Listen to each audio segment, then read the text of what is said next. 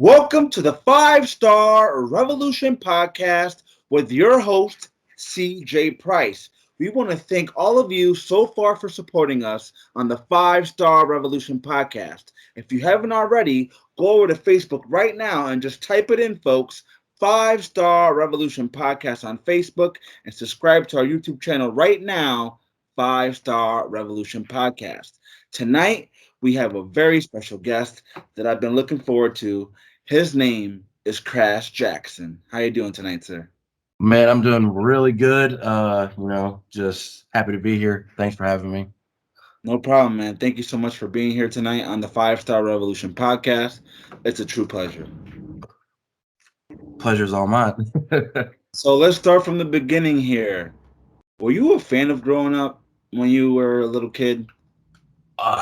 Yeah, huge fan. I was uh, I was never someone that chose WWE or WWF at the time or WCW. Me and my dad, we were channel flippers. we went back and forth because we liked guys that wrestled on both. Our main guy on WWE though was Stone Cold. That was our favorite, and on WCW I loved Sting and Eddie Guerrero. So yeah, it was every time commercial break, just switch back and forth during the Monday Night Wars. I was kind of like that too, but I got into WCW when NWO got created. Oh, So okay. I got like when the Monday Night Wars were really, really heating up. That's what I got Yeah, wrestling into WCW. But I was always a WWF guy because Stone Cold was there, The Rock, Undertaker, guys like that. yeah, for sure. Your favorite you say your favorite wrestlers were Eddie Guerrero and Sting. Over in WCW, yeah. I used to really like Goldberg too because I was really into. I was also a football player. But as I have gotten more and more into the wrestling business, uh, watching Goldberg like beat people up in 3 minutes was like entertaining. But the more knowledgeable I am about it, like that that will run dry very quickly. And I don't know how they were able to keep it exciting for what was it, like 180 something matches or something like that they did for him when he went undefeated. Like that's insane to me. Well, Goldberg is a monster. He looked like a freaking Terminator out there. So I'm pretty sure Yeah, that's that's true. That's true. the fans attracted to that. He was like untouchable, man. Yeah, for sure. So, how'd you get your start into this professional wrestling business? So I played college football for a year, and I left the original college that I went to. Sorry, my allergies are like acting up right now. Um, so I transferred into a community college to try to get my grades back up because your boy does not like school. Okay, my idea of going to college and playing football was just like, oh, I'm just gonna go to college and just coast through classes like I did in high school because whatever. So that ended up being me having to leave, go to a community college to try to get my grades back up so I could go to another school and play football. But some bureaucratic stuff happened with like financial aid and grants and stuff like that. I couldn't continue to go to college anymore. And I'd already kind of like started like getting back into wrestling slowly. But what really like got me all the way into it was I had a buddy that I graduated high school with, and I was like, well, I can't play football anymore, so I want to see if I can figure out how to try out to be like a pro wrestler because that was goal number one whenever I was a kid was pro wrestler, and then football took over because that seemed more like a logical goal to have at that point in time when I was younger. So he's like, "Hey man, just come with me to a show, and then I'll introduce you to everybody, and we'll like get it going from there." I was like, "Okay, sweet." So my first ever like live wrestling show, like I'd never been to any like WWE events before or anything like that, was this independent promotion, like 15 or 20 minutes away from my house where I lived at the time.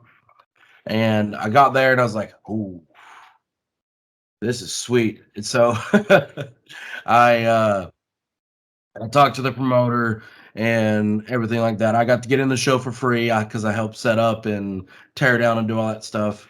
And so I'm originally from Kentucky, so down there you have to get licensed before you can like start training and stuff like that. So I got licensed, and then I started training in the fall of 2013. It was around like this time, or maybe like a little bit later, closer to October. And about 6 months later, I had my first match. I should have had my first match because I don't. That promotion only ran one time a month, so I was only getting like one training session for 2 hours, like once a month. So like I was not ready to have a wrestling match, but they had 5 or 6 people like cancel or like not show up, and there was only like 4 other guys there. It's like you can't fill out an entire card with only 4 guys. So the promoter came up to me and was like, "Hey, you ready to have your first match tonight?" I was like, "Fuck no! What are you talking about? What are you talking about, dude?" And then he told me the situation because like I was like out like setting up like doing stuff for the ring or whatever.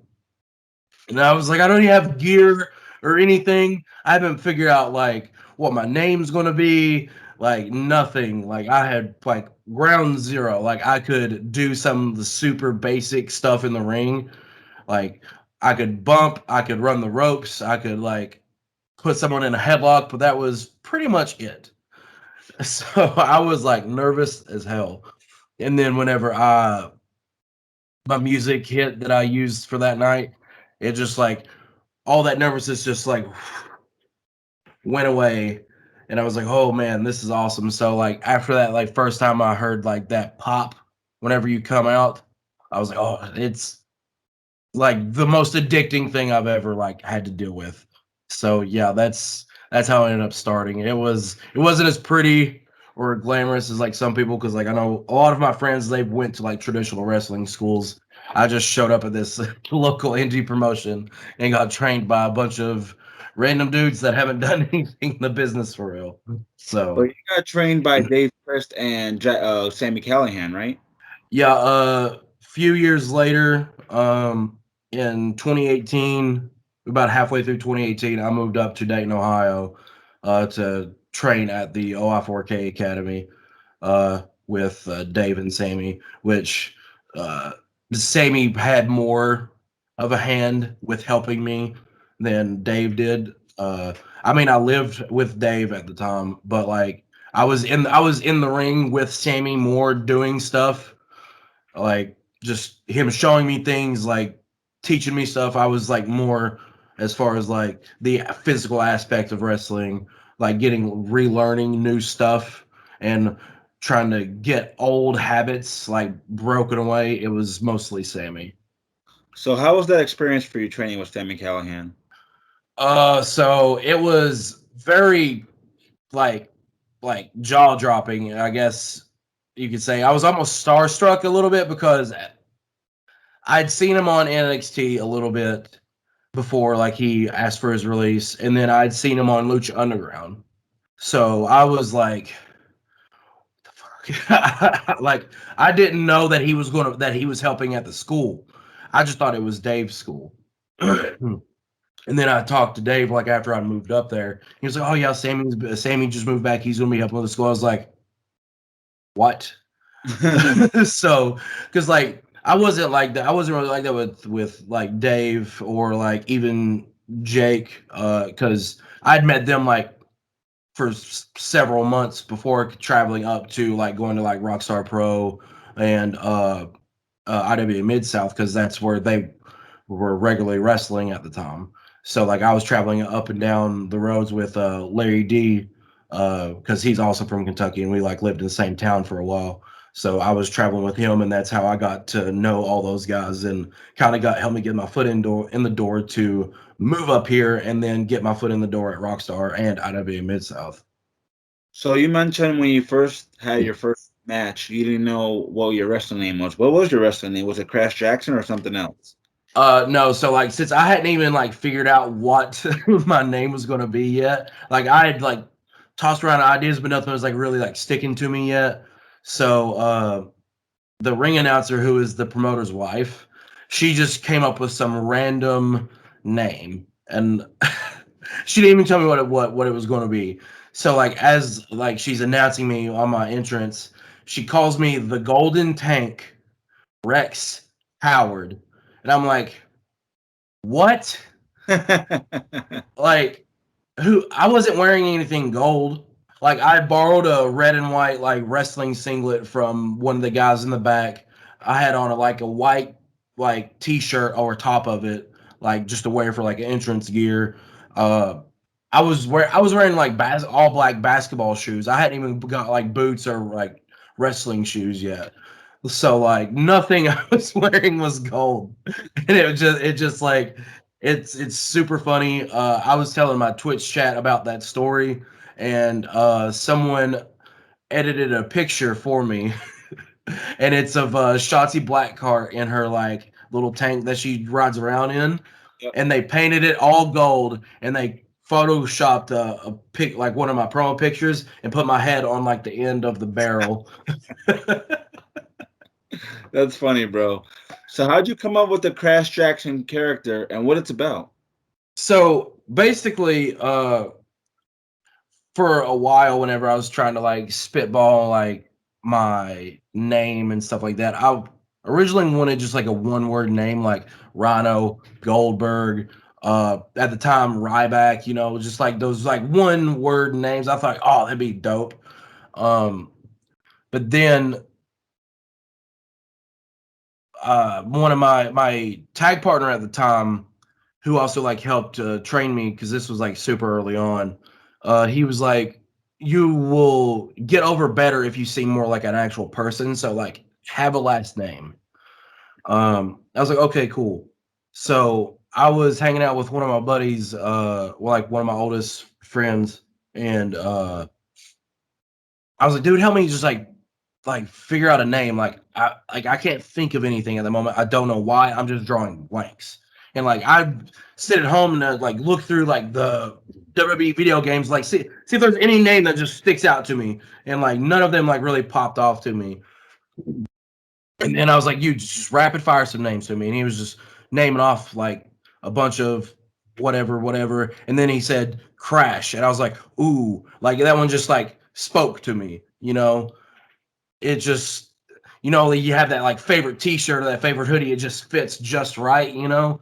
Like that's how I felt whenever he said the name Crash. And I was like, oh, I like that. And then we were like, okay, what's the last name that's going to go that would fit with that? And so then we started like thinking about it. And he said, what about Jackson? I was like, okay, but hold on. What if I spell it differently? Because like there's been like multiple like Jacksons that spells their name like this, like on like TV wrestling and stuff like that. How about we spell it Jaxon? He was like, oh man, that's sweet. That'll make like some good like merch and all this other stuff. I was like, all right, that's it. That's the one. And so, but that was like a thing that it took like several months to figure out. Because like whenever I first started training, I was trying to figure it out. So all the way up until like maybe up to like my second or third match, I hadn't like came up with the name yet. So it was like almost like a 9-month thing trying to Wow. figure out what it was going to be. That name kind of reminds me of Crash Holly, not to compare it to him, but that kind of reminds me of Crash Holly. Did you get the I, idea?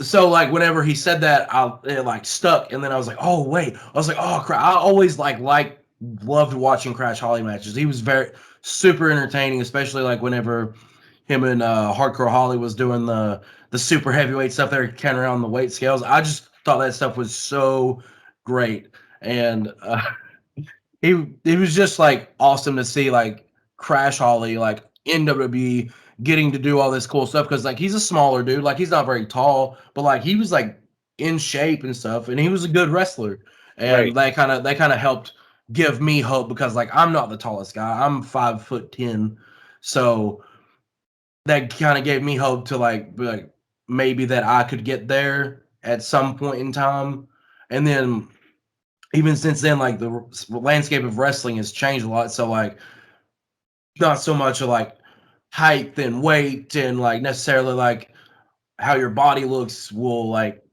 kind of, it won't keep you from getting a job on TV. If you're a good enough wrestler and you have like a good enough personality, and I feel like if you're a good enough person, you will get there. Sometimes it just takes some people's careers like a little bit longer, some a little bit shorter. It's just like when all the stars line up, if you will, you know. So So I did some research on you, and I've seen that you've done a couple appearances for Impact Wrestling. Is that right? yes, sir. How was that experience for you? So the first time I did it, it was a joint show with Rockstar Pro here in Dayton, Ohio at the convention center. And like one of those the convention rooms where it was like sold out. There was several hundred people there. I was like the most nervous I'd ever been because I'm like uh, it was just like I couldn't like express like those nerves that I felt at that moment in time before I went out for a match. Because like I had never like been on a TV product like that, so I was just my mind was going 100 miles an hour, just whatever. And then we were getting ready to go out because I was in the scramble match. And Ron Mathis looks at me and goes, "Hey man, it's just another match," and just kind of like pats me on the chest, like whatever, and then his music hits and he goes out. I'm like, I mean, it is, but like, damn it, it's not, you know? Like, it's like like he's been doing it for like way longer than I have. So like, and I'm pretty sure he's like had like opportunities like this. So like, the more and more you get like that, the more like you're able to like stay cool and chill. But then like once again, another one of those things, like my music hit, and I was like, ah, it just like let me like let a sigh of relief. And then I just went out there and I just fucking like did it. Then it went really well. And then the second time, it wasn't as stressful because I had that like previous experience and I had been like wrestling like at these other bigger places that had like somewhat of like they would do like internet TV, but like it wasn't as stressful. But like I was like a last minute addition to that match because Moose had got hurt, so they filled me in for him, which was sweet. So I was the only unsigned guy in the match. Everyone Nice. else was signed with Impact. But that was like a really cool moment, especially get to work with guys like Brian Cage and Willie Mack, because like I'd seen those guys on TV on like Lucha Underground and like different other places. So it was like another one of those moments like, oh shit, kind of like a starstruck moment. But I was like, okay, we're working together. I have to not mark out, so I have to keep my cool. So yeah, but that one was like it was like a different kind of pressure on that one, but at the same time, like I was so much farther along with how I was as a wrestler that one was just a lot easier for me, at least like the nerves part. So if there's one thing you wish you knew that you know now, what would that be? I would tell my self whenever I first started wrestling to go to a real training school, because that's one thing I feel like that like kind of like hurt me a little bit, which I'm not like old or anything like that, but I wish I would have started wrestling like a little bit sooner because I didn't start till I was 21. I wish because like in Kentucky you have to wait till you're licensed to be like you have to be 18 before you can get licensed. So I wish I'd have started when I was 18 or just said the hell with it and like moved somewhere that had a good training school. And I wish I'd have done that. But at the time, I was coming fresh off football. I didn't know shit about independent wrestling. Like I knew it was kind of a thing, but I thought all of independent wrestling was like the backyard wrestling video game that I'd saw. But because like the only wrestling I'd seen was on TV. Like I'd never seen flyers or videos of like actual like independent promotions. So like everything I'd seen was from either a far off country, like in Japan or Canada, Mexico, the UK, or it was WWE, Lucha Underground, TNA. Like it was just TV product, very high quality stuff. So I was like, I never knew like how to get up to that because like I said, I didn't know that independent wrestling existed for the longest time. Independent wrestling is such a great thing, man, and I wish a lot of a lot more fans knew about it, not just about Yeah. WWE, things on TV, because a lot of those guys come from the independent side. And speaking of that, WWE is straying away from signing independent now. Mhm. Independent wrestlers now. What's your take on that? Um, I mean, I feel like it's probably more or less like they want to be able to have their own homegrown talent, and so that way they don't have to worry about uh taking like their talent and like having them like unlearn like indie wrestling habits because like the way WWE like the style of WWE wrestling is way different than everyone else's style. Because like if you look at guys that came from the independents and other like places that were more indie compared to WWE, like AJ Styles or like Shinsei Nakamura, Sami Zayn, Kevin Owens, or even Daniel Bryan and Adam Cole, whenever they were still there, like they had to really like change up like kind of like a lot of like how they wrestled. Like you would still get those vibes of their like indie days while they were like having those banger matches.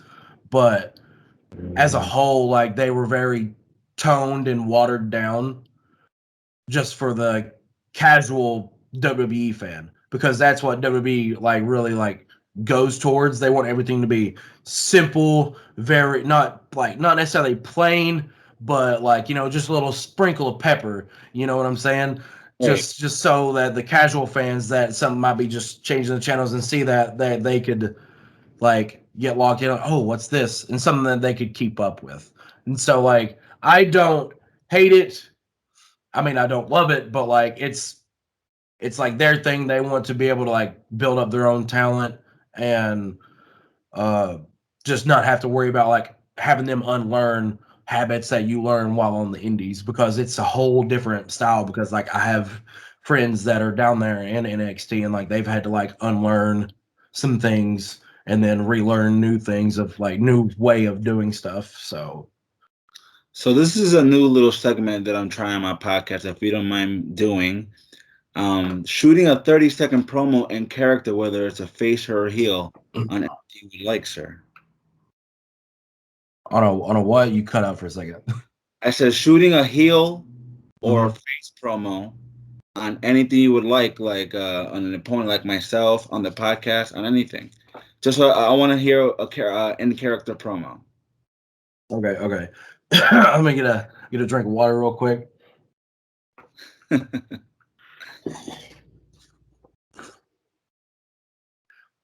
What's up, everybody? It's your boy, a whole lot of dude, Crash Jaxon. And you know what? I don't know what you guys have been doing, but you're sleeping on the 5-Star Wrestling Podcast. You guys got to come out and you got to go to that Facebook page. You got to like it. You got to watch it. You got to stay up to date with every new episode.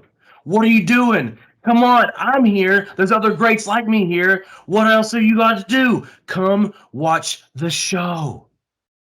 Thank you. I appreciate that, brother. No problem, man. No problem.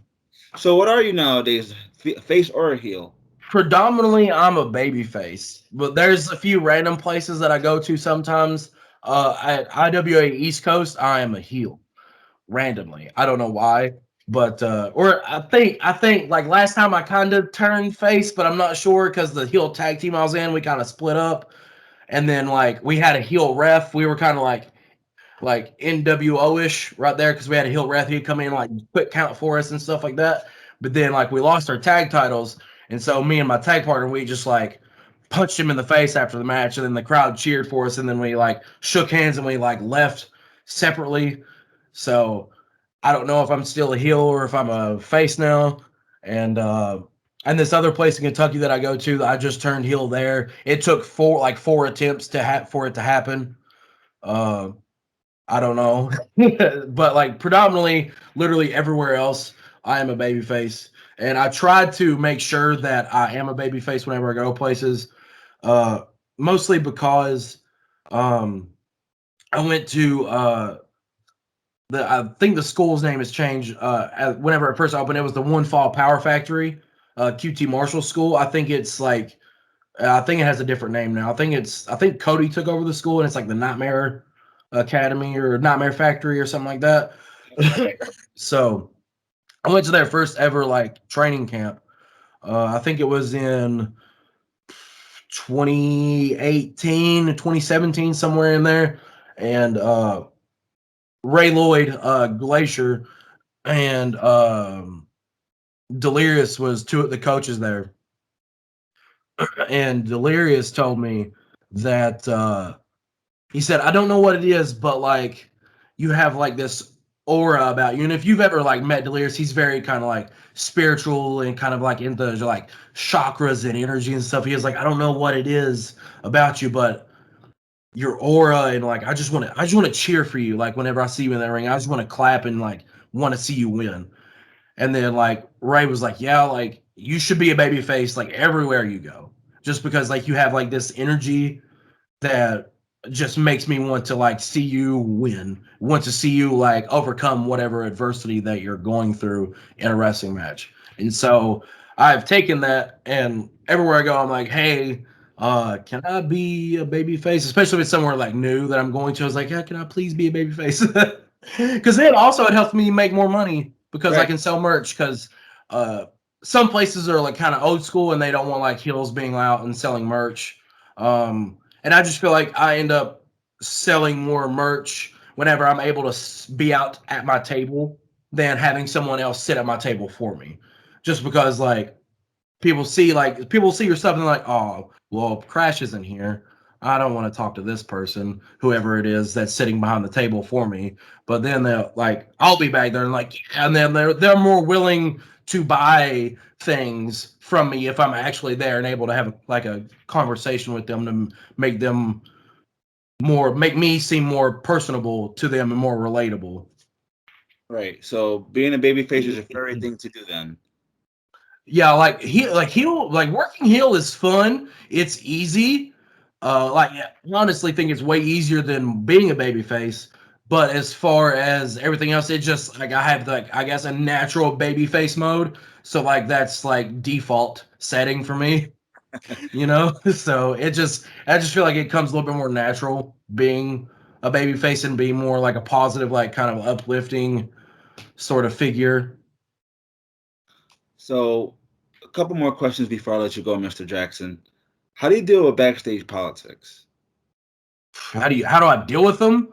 I've never like honestly like dealt with them. I've been I have suffered because of them before, but like I've never like actually like handled them. I've never like politicked myself for like anything.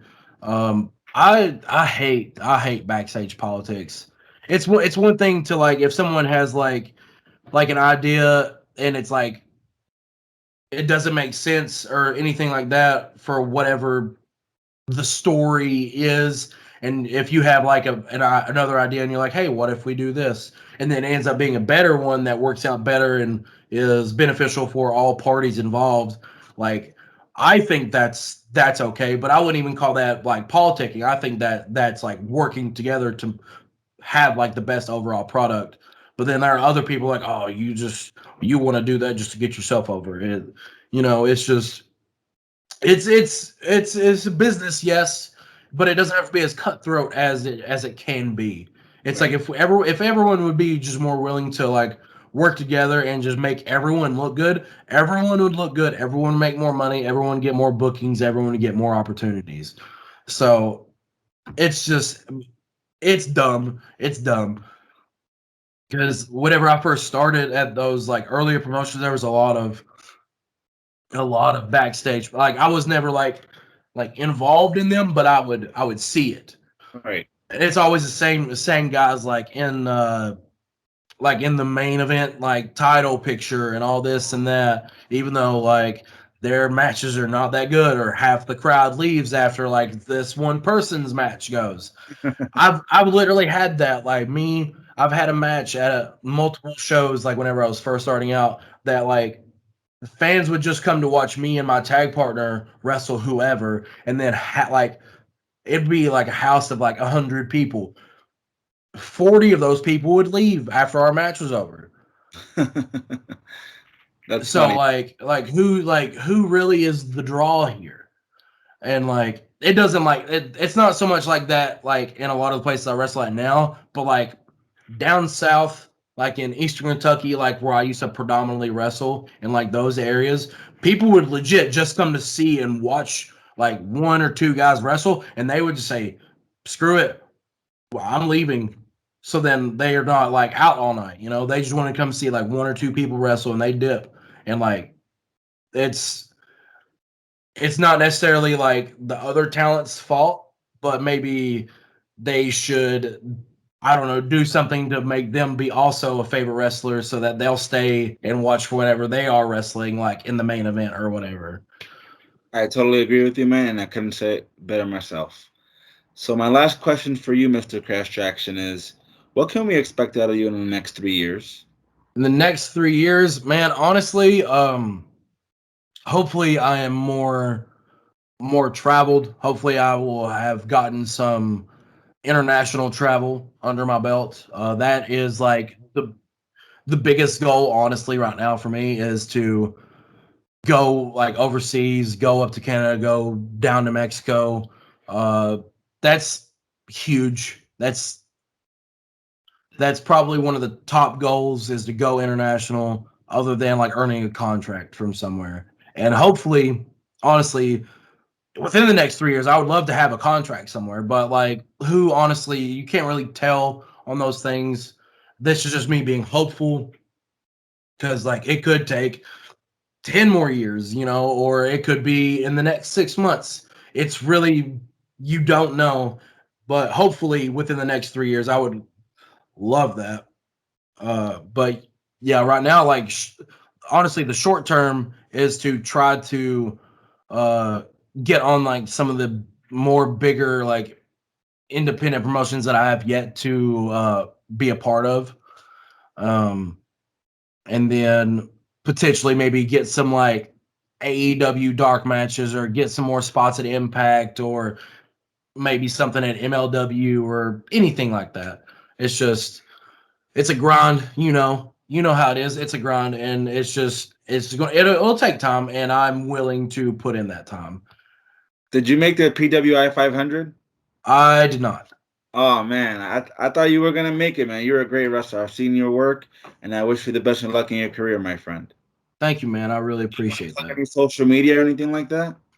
Sure. So, all of my socials are at the Crash Jackson. My Twitter, Instagram, Facebook, my Twitch. I just changed up my Twitch schedule from Sundays, Mondays, and Thursdays at 6 p.m. We watch wrestling on there. Sometimes we play some games. It's a fun time.